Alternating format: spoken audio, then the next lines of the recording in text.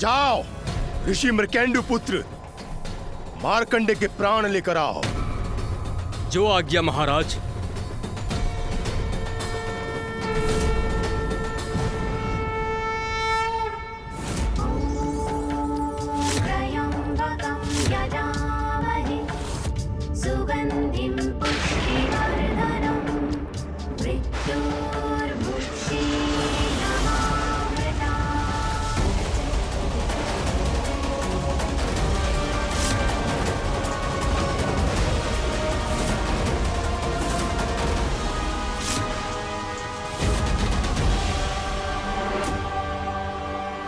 नाथ, पूर्व में इस बालक के पिता ने अपना भाग्य परिवर्तित किया था।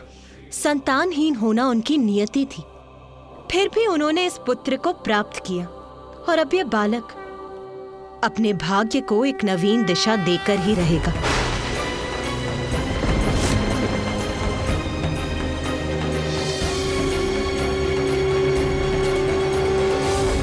ओम त्र्यंबकं यजामहे सुगंधिं पुष्टिवर्धनम् उर्वारुकमिव बन्धनान् मृत्योर्मुक्षीयमामृतात्।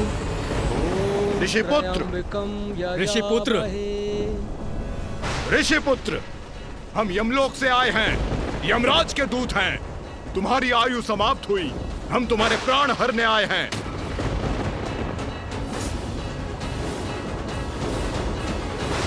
पृथ्वी पर तुम्हारा समय समाप्त हुआ। अब हमारे साथ शांतिपूर्वक चलो, वरना बंदी बनाकर ले जाएंगे तुम्हें।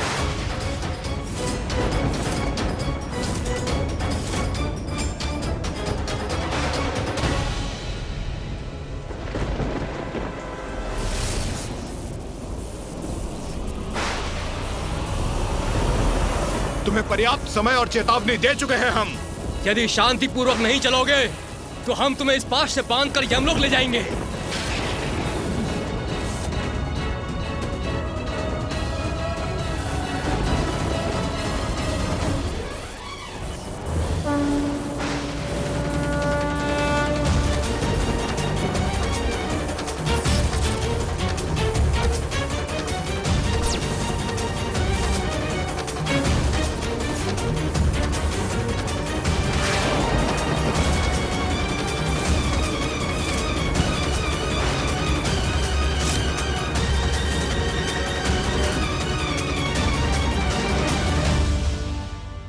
यमराज के दूतों ने ऋषि मार्कंडे पर अपना पाश फेंक दिया।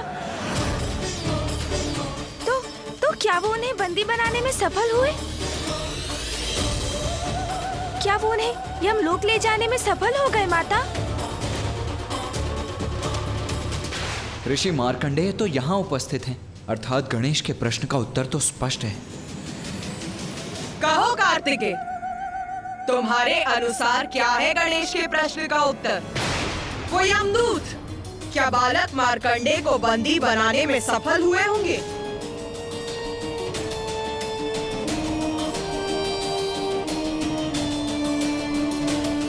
माता, ऋषि मार्कंडेय तो हम सभी के समक्ष हैं, जीवित खड़े हैं। तो क्या अर्थ समझू इसका कि दोनों यमदूत मार्कंडेय के प्राण नहीं हर सके? तो क्या तुम्हारे अनुसार मेरे द्वारा उत्पन्न यमदूत अक्षम थे अपने कार्य का निर्वाह करने में? नहीं माता, मैं यमदूतों की क्षमता अथवा अक्षमता पर अपना मत व्यक्त नहीं कर रहा हूं। परिस्थिति के अनुसार उसके तर्क संगत परिणाम पर पहुंचने की चेष्टा भर कर रहा हूं मैं। माता, ऋषि मार्कंडेय जीवित हैं, अर्थात यमदूत असफल हुए, और अवश्य इसमें भी आपकी ही कोई लीला होगी माता। उचित कहा तुमने कार्तिकेय। मेरी लीला की एक ऐसी अद्भुत कथा है जो किसी भी तर्क से परे है, किंतु जो तुम्हारी बुद्धि ने निष्कर्ष सुझाया वो भी उचित है। यमदूत शक्तिहीन और अयोग्य नहीं थे, किंतु वो फिर भी बालक मार्कंडेय को मृत्यु प्रदान करने में असमर्थ थे।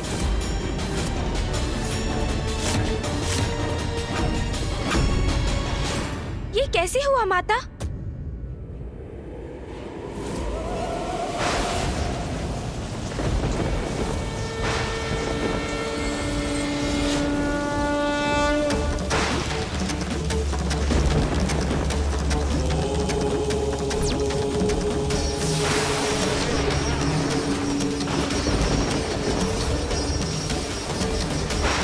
ऋषिपुत्र, हमारा पाश बनाएगा तुम्हारे प्राणों को बंदी।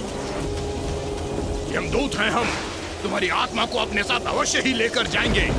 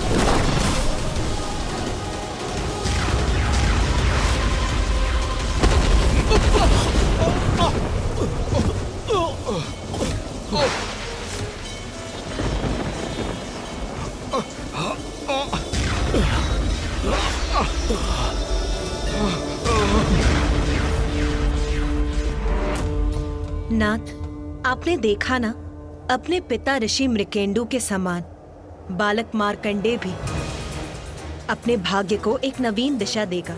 वो सत्य हुआ। यमदूत उसके निकट भी नहीं आ सके, स्पर्श भी नहीं कर सके उसका।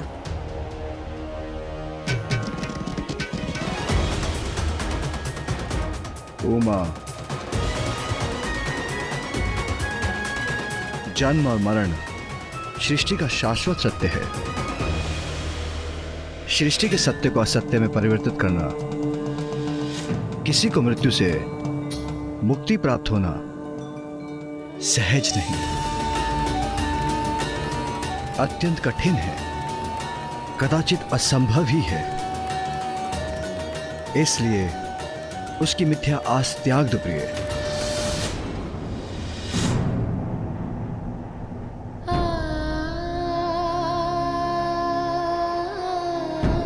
तो क्या महादेव अपने भक्त की भक्ति को नकार देंगे? उसको उसकी आस्था, उसकी श्रद्धा का उचित फल प्रदान नहीं करेंगे? अवश्य ये कोई असाधारण बालक है। इसकी रक्षा कोई दिव्य मायावी शक्ति कर रही है। हमें यथाशीघ्र ही धर्मराज यमराज को जाकर इसके बारे में सूचित करना चाहिए।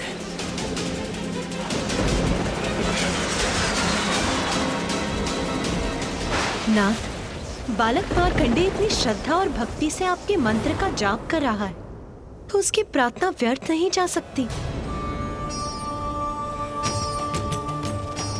उसे उसके संकट से मुक्ति का मार्ग प्राप्त होगा ना स्वामी?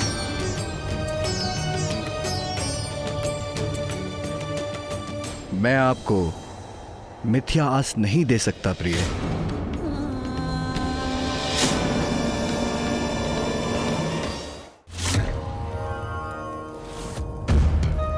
मृदुल, पूर्वी, उचित है। त्रयराज, उचित है।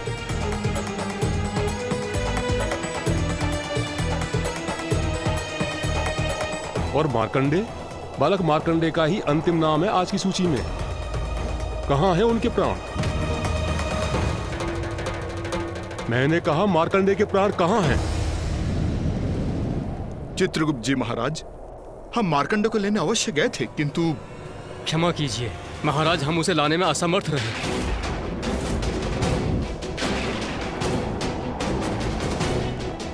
असमर्थ रहे? उनका आज की सूची में नाम है, अर्थात उनका यहां यमलोक में आने का समय हो चुका है। क्या अर्थ है तुम्हारा? जिसके जीवन का अंत आज नियत था, उसकी आत्मा लेकर आने में असमर्थ कैसे हो सकते हो तुम? प्रभु, जब हम वहां गए थे तो वो पूजा कर रहा था, फिर हमने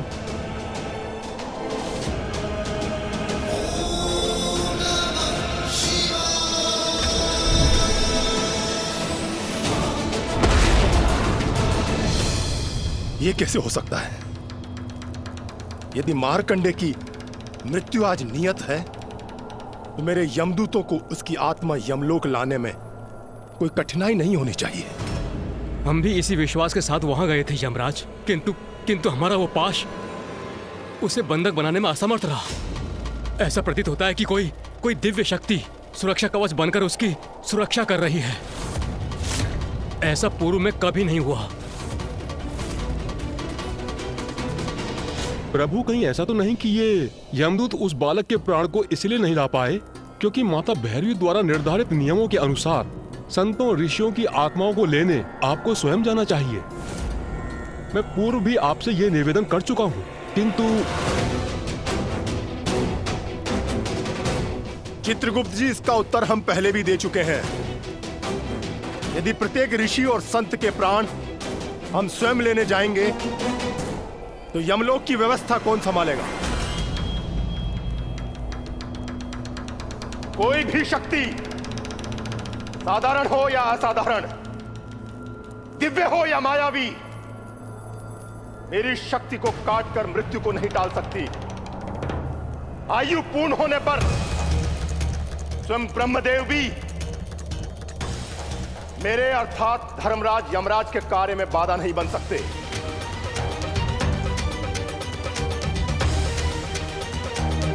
चित्रगुप्त जी, माता भैरवी ने कैसे अक्षम यमदूत दिए हमें? 2 यमदूत एक 16 वर्षीय बालक के प्राण हरकर नहीं ला सके। धिक्कार है इन्हें।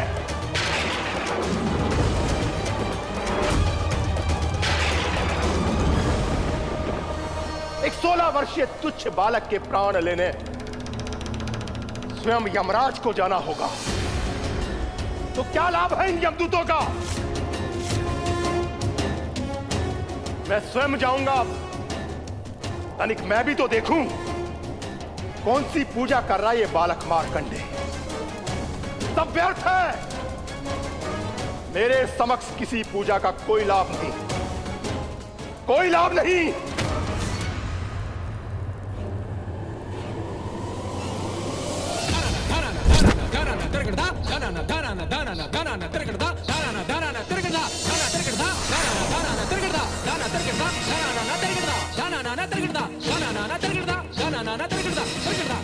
सृष्टि का नियम कोई भंग नहीं कर सकता।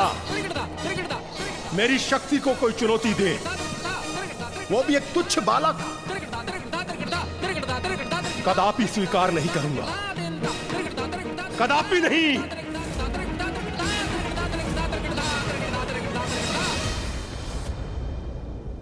माता, ये स्थिति तो बहुत विकट हो गई ना। एक और ऋषि मार्कंडे अपनी नियति को परिवर्तित करने हेतु महादेव की पूजा कर रहे थे ताकि वो अपने माता पिता के प्रति अपने ऋण को चुका सकें। और दूसरी ओर स्वयं आपने माता भैरवी के रूप में यमराज को आदेश दिया था कि किसी भी स्थिति में नियत समय आने पर किसी की मृत्यु नहीं टलनी चाहिए। सर्वथा उचित है गणेश का ये प्रश्न। ये तो स्वयं माता और पिताश्री की शक्तियों में टकराव की स्थिति उत्पन्न हो गई। इसका क्या परिणाम हुआ होगा?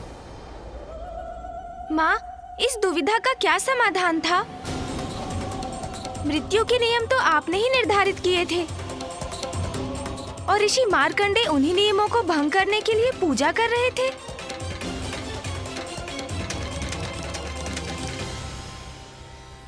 मेरे मन में तो कोई दुविधा नहीं थी माता, मात्र भक्ति थी और विश्वास था कि भगवान कभी भी भक्त की सच्ची भक्ति को अस्वीकार नहीं करते।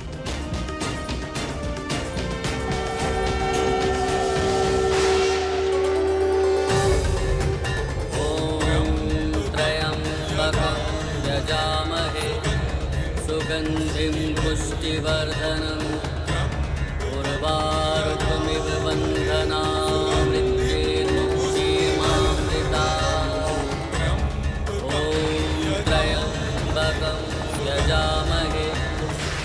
सुगन्धिं पुष्टिवर्धनं उर्वारुकमिव बन्धनामृत्येर्मुक्तिमामृता ॐ त्र्यम्बकं यजामहे सुगन्धिं पुष्टिवर्धनं उर्वारुकमिव बन्धनामृत्येर्मुक्तिमामृता।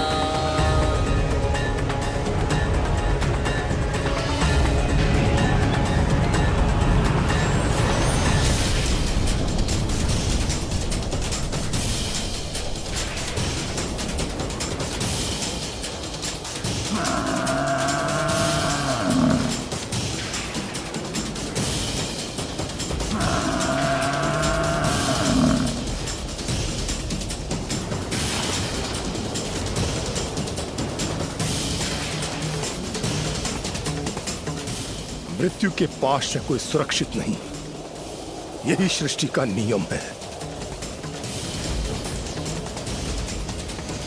ये दिव्य बालक तेजवान दिख रहा है, किंतु मेरे समक्ष व्यर्थ है इसका तेज, व्यर्थ है इसका असाधारण होना, क्योंकि मुझे अपने काल को अपने समक्ष देख भय से कंपित हो उठेगा ये। ऋषि बालक, चलो उठो, मैं यमराज तुम्हारे प्राण हरने आया हूं।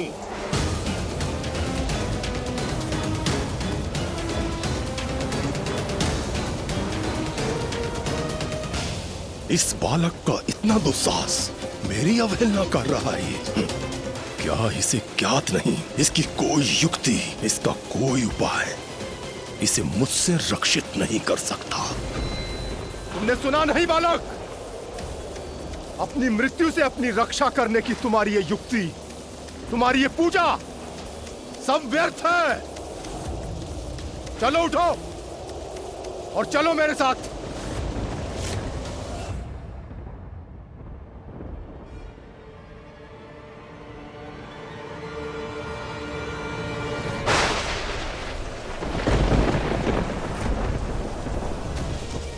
मृत्यु के देवता का ऐसा अपमान, अभी इसका भयंकर परिणाम ज्ञात होगा इसे।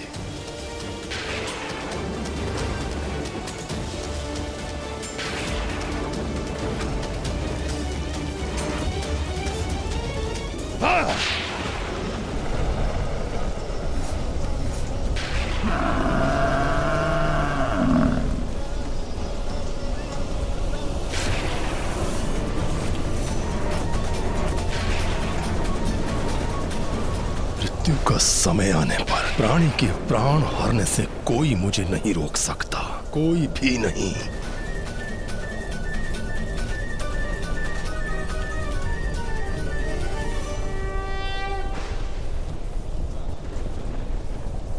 यमराज जी,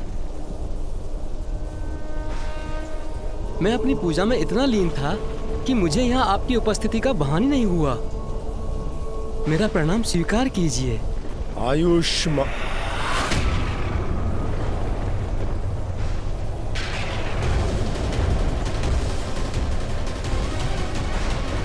ये मैं कैसा आशीर्वाद दे रहा हूं इसे? बालक, बहुत चतुर प्रतीत होते हो तुम। मुझसे आयुष्मान भव का आशीर्वाद लेकर मृत्यु से अपनी रक्षा करना चाहते हो, किंतु मैं यमराज मृत्यु ही प्रदान करता हूं, जो तुम्हें भी दूंगा। चलो मृत्यु के लिए प्रस्तुत हो जाओ। यमराज जी, मुझे ज्ञात है आप मुझे मृत्यु देने आए हैं, किंतु मैं अभी अपनी मृत्यु को स्वीकार करने में असमर्थ हूँ।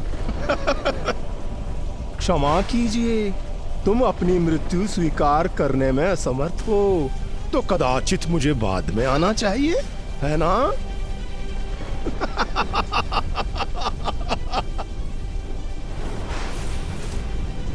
बालक, परिहास कर रहे हो, वो भी मेरे साथ, अर्थात यमराज के साथ। यमराज के साथ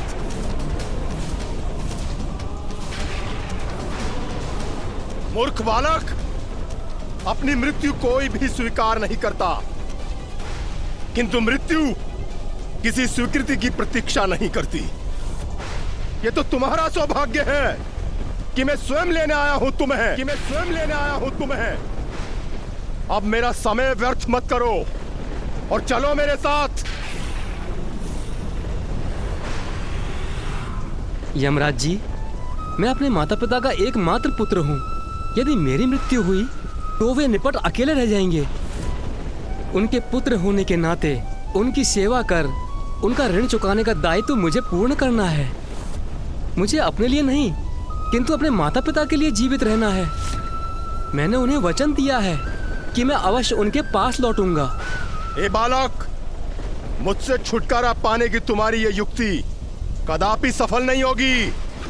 जब मृत्यु समक्ष होती है तो मनुष्य अनेक युक्तियां सोचता है।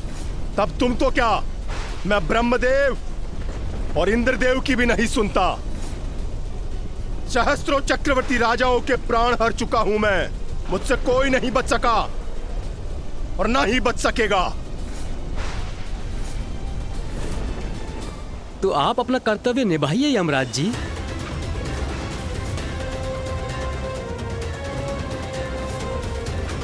किंतु मुझे पूर्ण विश्वास है कि परमपिता परमात्मा मेरी रक्षा के लिए अवश्य आएंगे। ॐ त्र्यम्बकं यजामहे सुगन्धिं पुष्टिवर्धनम् उर्वारुकमिव बन्धनामृत्यैर्मुक्षीयमामृता। ये बालक, तुम्हारा काल तुम्हारे समक्ष है और तुम शिवलिंग की पूजा कर रहे हो। क्या वास्तव में तुम्हें विश्वास है कि महादेव तुम्हारी मृत्यु से रक्षा कर सकते हैं? स्वयं माता भैरवी ने मुझे मृत्यु का देवता नियुक्त किया है। वो भी मेरे कार्य में हस्तक्षेप नहीं कर सकती। इसलिए अपना और मेरा समय व्यर्थ मत करो। तुम अपनी पूजा अधूरी छोड़ दो या पूरी करो, उससे कुछ नहीं होगा। अपने बनाए नियमों को भगवान भी भंग नहीं कर सकते। बालक, यदि मेरा अर्थात यमराज का क्रोध चरम पर पहुंच गया तो तुम्हें ज्ञात है क्या हो सकता है?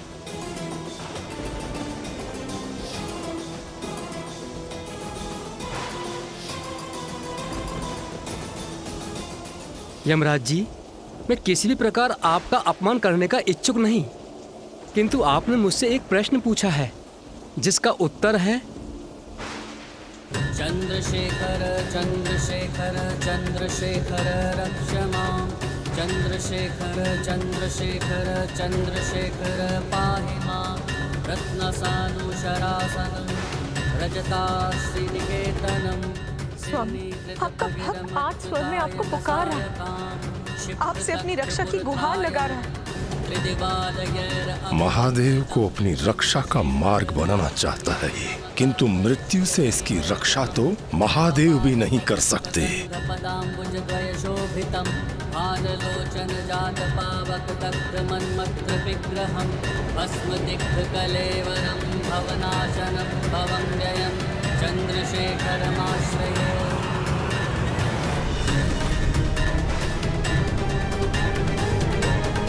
इसका इतना दुस्साहस, कह रहा है महादेव का आश्रय लेने वाले को मैं यमराज भी कुछ नहीं कर सकता।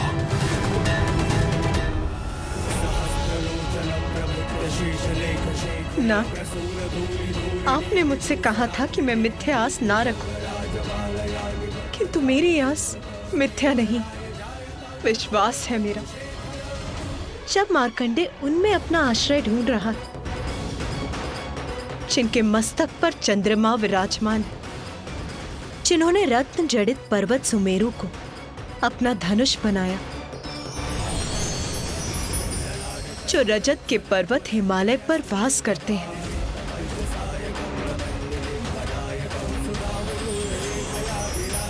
जो नागराज वासुकी की डोरी को अपने हाथ में थामते हैं,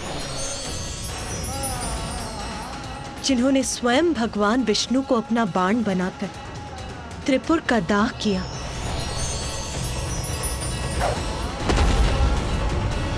अर्थात जब मार्कंडे आपकी शरण में, तो मृत्यु के देवता यमराज उसे कोई क्षति कैसे पहुंचा सकते हैं? भस्ममकाकरिष्यति वै यमः पपादपपुष्पगन्धपदाम्बुजद्वयशोभितं भाललोचनजातपावकदग्धमन्मत्रविग्रहं भस्मदिग्धकलेवरम्। इसकी इस पूजा को यहीं रोककर विलंब अपने साथ ले जाना चाहिए मुझे।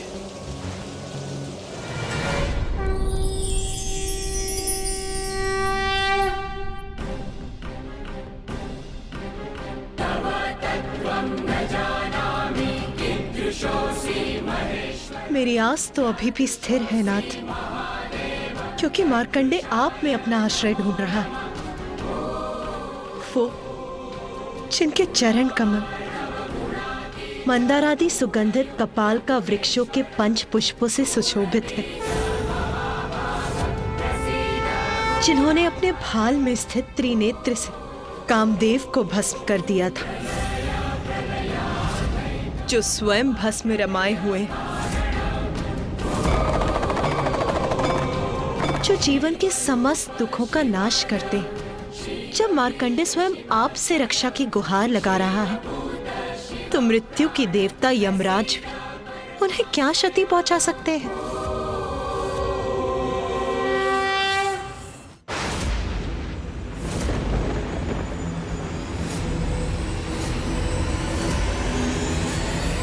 बस बालक, बहुत हो गई तुम्हारी ये पूजा, और बहुत हो गया तुम्हारे द्वारा महादेव का स्तुति गान। मेरा इतना अपमान। महादेव तुम्हारे रक्षक हैं, तो मैं क्या कर सकता हूं? यही है ना तुम्हारा प्रश्न? तो मैं अभी इसका उत्तर देता हूं। अभी दिखाता हूं तुम्हें कि मैं यमराज कितना शक्तिशाली हूं और क्या कर सकता हूं।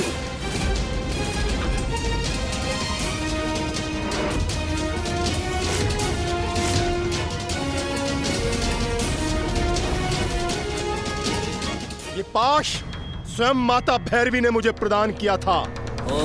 ये यमपाश मृत्यु का पाश है, और यही मृत्यु पाश तुम्हारे तन से तुम्हारे प्राण हर लेगा ऋषि बालक।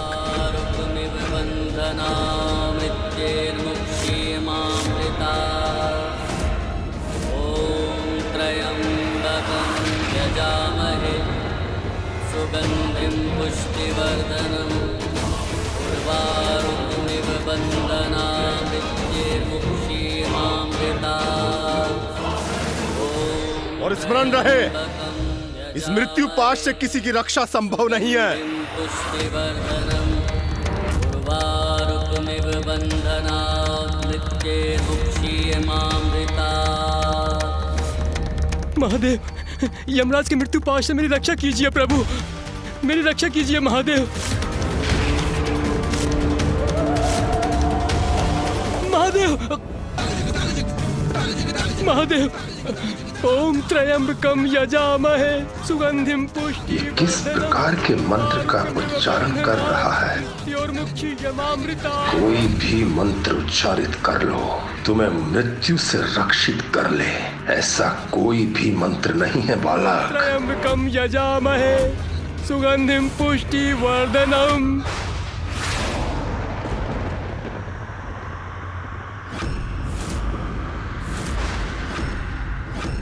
मेरा यमपाश, उसे कोई क्षति कैसे पहुंच सकती है?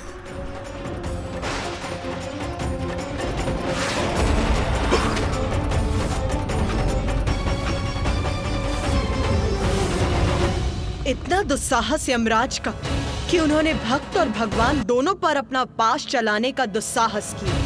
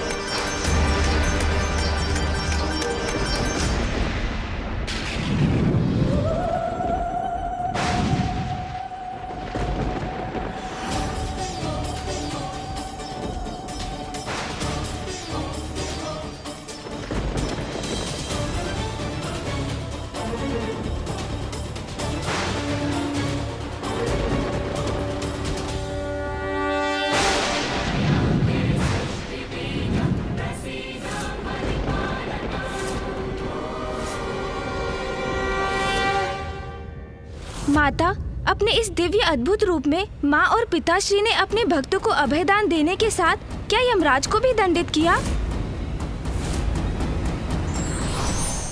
भगवान हो या साधारण व्यक्ति, उसे अपने पद और उसकी मर्यादा का ध्यान सदैव रखना चाहिए, अन्यथा दंड के भागी बन सकते हैं।